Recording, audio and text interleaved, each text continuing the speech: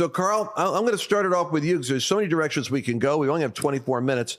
What would you like to explore with Bill? Oh, so many things. I'm curious about what it was like being in the circus and then getting out of the circus and how that shaped your trajectory and your purpose moving forward. Yeah, I actually have a book that I've started the outline. It's called Everything I Ever Needed to Know I Learned in the Circus. Love it. Because you really do. That's a great title, by the way. You really do. You learn everything about faith and trust and community and then just endurance and going for a goal, staying after your dreams, all of that.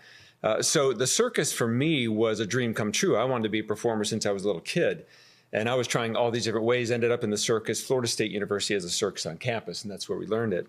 And that's where I met my wife. She was already a beautiful trapeze artist in the circus when I walked in the tent the first time.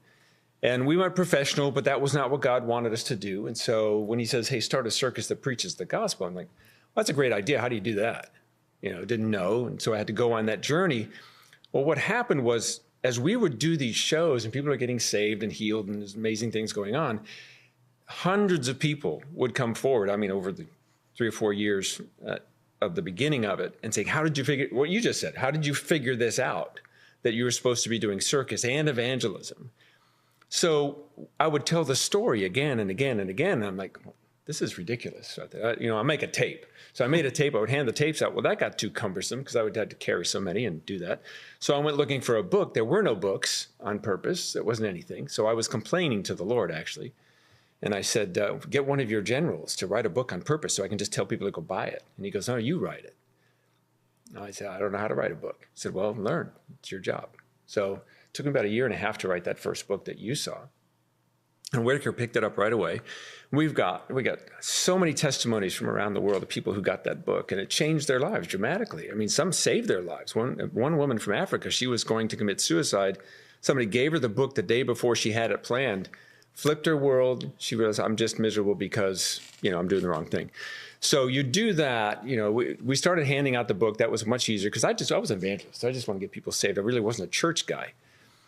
And so the book was great, but then the Lord said, hey, after we got out of circus, now, I have never missed the circus. Some people think, don't you miss that? Well, I missed the adrenaline rush because that was 17 years of nonstop that. But the whole thing about the circus wasn't it. It was about getting people saved. It was about getting the gospel into them.